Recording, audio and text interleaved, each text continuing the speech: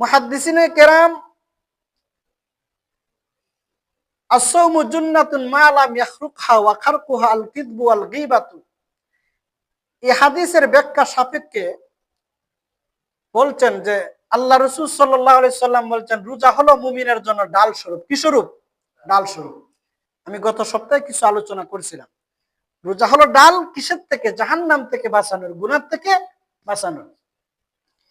এই হাদিসের ব্যাখ্যায় মুহাক্কিকিনে কেরাম লেখছেন যে কোনো মানুষ রমজান মাসে যদি ৬টা বিষয় খেয়াল করে, কয়টা বিষয়? ৬টা বিষয় যদি ফলো কইরা চলে, তাহলে তার রোজা সহিভাবে শুদ্ধভাবে আদায় হওয়া সম্ভব এবং এই রোজার দ্বারা আল্লাহর সন্তুষ্টি অর্জন করা সম্ভব। জুড়ে বলেন সুবহানাল্লাহ। কয়টা বিষয় খেয়াল করা দরকার? ৬টা। এই ৬টা বিষয় গুরুত্ব সহকারে শুনেন। এই ৬ বিষয়ের প্রথম নাম্বার হলো চোখের হেফাজত করা। কি করা? রোজা অবস্থায় চোখের হেফাজত করা। আমরা বর্তমান সময় তো মোবাইলের যুগ, সোশ্যাল মিডিয়ার যুগ, ওয়াইফাইয়ের যুগ। এর আগে ছিল কি? ওয়াইফাইয়ের আগে আরেকটা কি তা ছিল?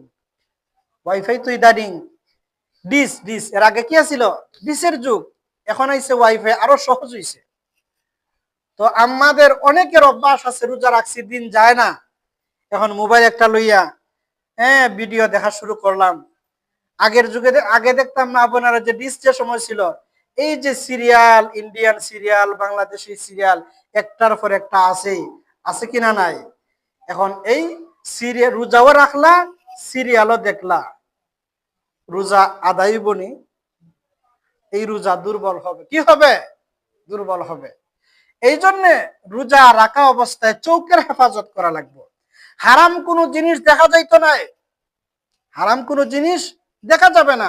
হ্যাঁ, আপনি খবর দেখতে চান, নিউজ দেখতে চান, ভালো জিনিস দেখতে চান, যেগুলো সরাসরি হারাম, সরাসরি দেখা যেগুলো হারাম, এগুলো ডিভাইসে দেখাও কি হারাম। এই জন্য চোখের হেফাজত করা, সর্বোচ্চ চেষ্টা করা চোখের দ্বারা। বলছিলাম কি, চোখের হেফাজত করা। চোখের গুনার বিভিন্ন আছে। পাশের বাড়ির বাবির সাথে আপনি গল্প শুরু করে দিলা, বেগানা নারী, চোখের হেফাজত হইল নি? না। প্রয়োজনে কথা কইলা, নিচের দিকে তাকাইয়া হয়তো দুই কথা যদি প্রয়োজন হয় বললা, কিন্তু এই লম্বা গপ চালাইলেন। কেউ আছে টিভিতে, কেউ ডিভাইসে, কেউ মোবাইলে, বিভিন্ন ভাবে যেভাবেই হোক হারাম ভাবে যাতে চোখের ব্যবহার হয় না, হারাম ভাবে চোখের ব্যবহার করা যাবে না, চোখের হেফাজত করা লাগবে। এটা হলো ১ নাম্বার। ২ নাম্বার হলো কানের হেফাজত করা। কিসের? কানের। এখন কইবা যে হুজুর ভিডিও না হই দেখলাম, কানে বইয়া বইয়া গান শুনলাম, আসুন কিনা নাই? আপনাদের এলাকায় নাও থাকতে পারেন। এই কানে অডিও শোনা যাবে না। হ্যাঁ, কোরআন তেলাওয়াত, ভালো সঙ্গীত, এগুলো শুনতে পারবেন। যেগুলো এমনিতে জায়েজ, এগুলো ডিভাইসেও জায়েজ। যেগুলো এমনিতে জায়েজ নয়, ডিভাইসেও কি শোনা জায়েজ নয়। তাহলে ১ নাম্বার হলো চোখের হেফাজত, ২ নাম্বার কানের হেফাজত, ৩ নাম্বার হলো জবানের হেফাজত। কিসের হেফাজত? জবান। এই জবানের কথা আল্লাহ রাসূল এক হাদিসে বলছেন, জবানের হেফাজত ওয়া খারকুহা আল কিযবু ওয়াল গীবা। জবানের দ্বারা যে গুনাহ হয় এর মধ্যে অন্যতম একটা হলো মিথ্যা বলা। কি বলা? মিথ্যা কথা আমরা কইনি। এই রোজা রাখিয়া যদি মিথ্যা কথা বলেন, তাহলে আপনার রোজা আর ডাল থাকবে না, রোজা দুর্বল হয়ে যাবে, রোজা আর ডাল স্বরূপ থাকবে না। মিথ্যা বলা যাবে না। তারপরে গীবত, গীবত বমায়না গীবাত, এই গীবাতের মতন মজা এই গীবতও করা যাবে না। আল্লাহ রাসূলের জামানায় ২ মহিলা রোজা রাখছেন, একেবারে তাদের কঠিন মর্মান্তিক অবস্থা। রোজা রাখার পরে সাহাবায়ে কেরাম রাসূলকে জানাইলেন মহিলাদের অবস্থা।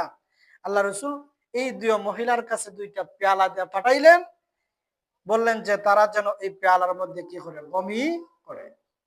তারা বমি করছেন, দেখা যায় বমির মধ্যে গোশত, তাজা গোশত আর তাজা রক্ত। জোরে বলেন নাউজুবিল্লাহ।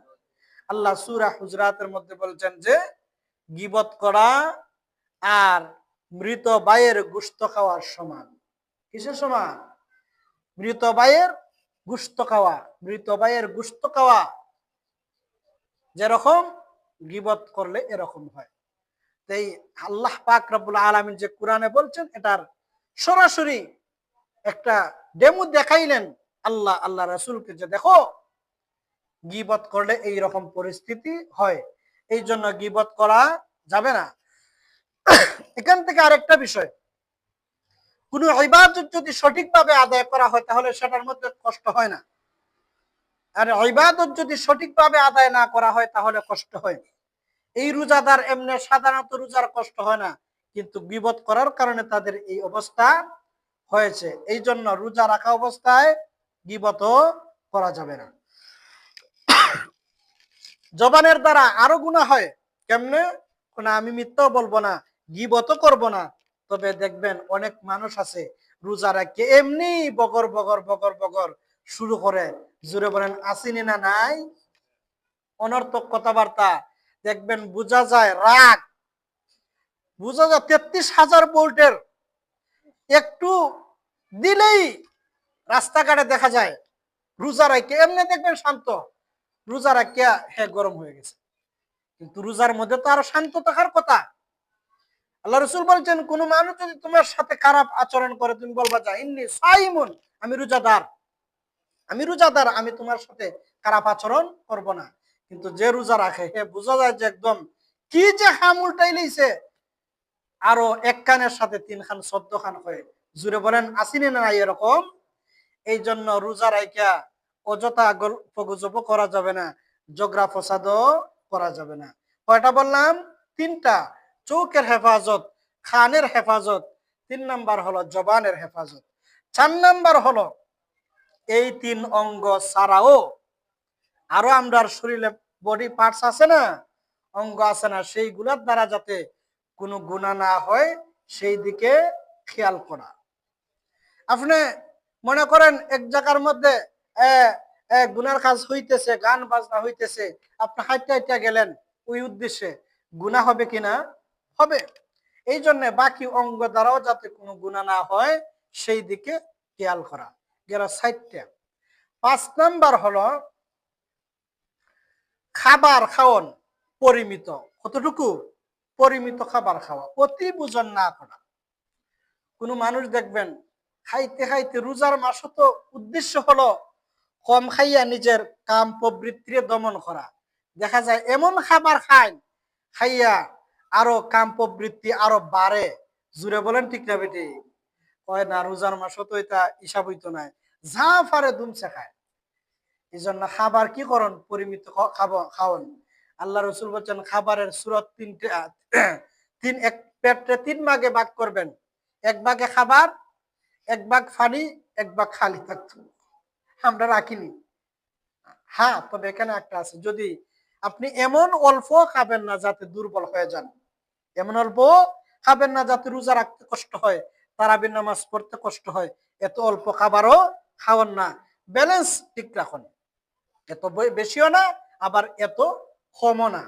তবে আমি আমার ব্যক্তিগত একটা দেখছি যে এক্সপিরিয়েন্স, যেই সেহরিতে খাবার কম খাওয়া যায় ওই দিন রোজা বড় আরামে যায়। জানি না আপনাদের অভিজ্ঞতা কিরকম। আর যেদিন খাবার বেশি হয় এই দিন পেটে ক্ষুধা আরো বেশি লাগে। এটা তার কারণ আছে, সাইন্টিফিক ব্যাখ্যা আছে।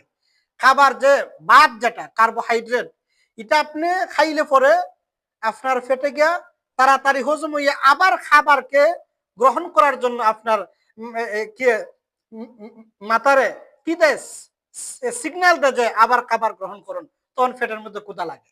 আর ভাত ছাড়া, কার্বোহাইড্রেট ছাড়া অন্যান্য যে খাবারগুলা, এইগুলা অত দ্রুত হজম হয় না তাকে, এবং আপনার সহজে পেটে ক্ষুধা লাগে না। এই জন্য খাবারের মধ্যে কার্বোহাইড্রেট, ভাত কম খাওয়া, অন্যান্য খাবারগুলা বেশি খাওয়া, খাইলে দেখা যায় শরীরও সুস্থ থাকে, রোজা রাখতেও আরাম। জুড়ে বলেন ঠিক না বেটি? তাহলে এই গেল 5টা।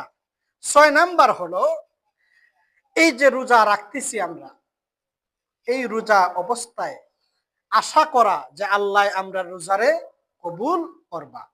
আশা এবং ভয়ের মধ্যে সারাটা দিন কাটানো, যে আশা করেন যে আল্লাহ আমরা রোজা কবুল করবা, আল্লাহ সন্তুষ্ট হবা, আবার এই ভয়টাও থাকা যে আমার দ্বারা নিয়ে কোনো অপরাধ হয়ে যায়, আমার দ্বারা যাতে কোনো অপরাধ হয় না, আমার রোজা নিয়ে আল্লাহ কবুল করবেন, এই ভয়টাও থাকা। আল ঈমানু বাইনাল খাউফ ওয়ার রাজা। অন্য হাদিসে আল্লাহ রাসূল বলেন যে ঈমান হলো ভয়ের মধ্যে, ভয় এবং আশার মধ্যে। এই জন্য রোজা পুরাটা সময় এই ভয় এবং আশার মধ্যে সময়টা কাটানো।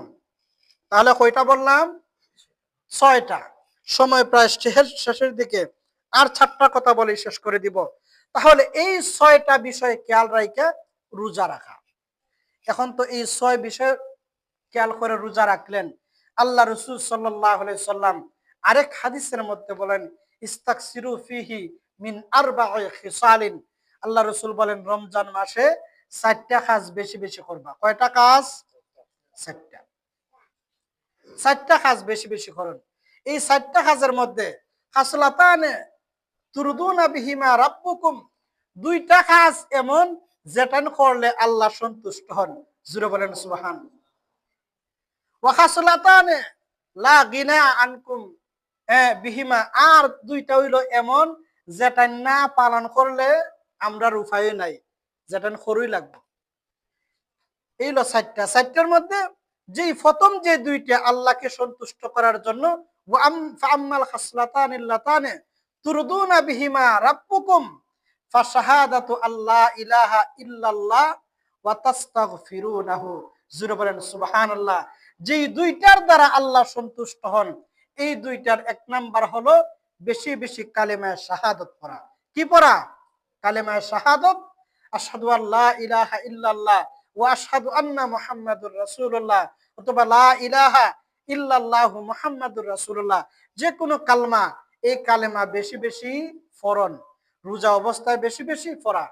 2 নাম্বার হলো ইস্তেগফার করা। কি করা? আল্লাহর কাছে মাফ চাওয়া, ইস্তেগফার করা। এই 2 কাজ করলে আল্লাহ সন্তুষ্ট হন। কি হন? সন্তুষ্ট হন। আর 2টা হইলো যেটা না করলে আমাদের উপায় নাই, করাই লাগবো। এর মধ্যে একটা হলো ফাতাস আলুনাল্লাহাল জান্নাতা, আল্লাহর কাছে কি চাওয়া? জান্নাত চাওয়া। কি চাওয়া? জান্নাত চাওয়া। আর ওয়াতাস্তাগফিরুনা ওয়া তাউযুনা বিহি মিনান নার, আর আরেকটি হলো কি করা? জাহান্নাম থেকে মুক্তি চাওয়া, ফানা চাওয়া। তাহলে কয়টা পাইলাম? 4টা। বেশি বেশি কালেমা শাহাদাত পড়ুন আর ইস্তেগফার করুন, 2টা। আর 2টা হলো আল্লাহর কাছে জান্নাত চাওয়া, জাহান্নাম থেকে মুক্তি চাওয়া। এই হলো 4টা। আর 6 বিষয় খেয়াল কইরা রোজা রাখা। মোট কয়টা হইলো? 10টা। 10টা। আর আরো 4টা হইলো যেটা প্রথমে বলছিলাম, যে দিনের বেলা কাটবে রোজায় আর কোরআন তেলাওয়াত, রাতের বেলা কাটবে তাহাজ্জুদ আর তারাবি। এই মোটামুটি আজকের আলোচনার 14টা বিষয়। মনে থাকবে তো ইনশাআল্লাহ? আল্লাহ পাক রব্বুল আলামিন যেন আমাদের সবাইকে এই রমজানের পুরা সিজনটা আল্লাহর ইবাদত বন্দেগীতে কাটানোর তৌফিক দেন। সবাই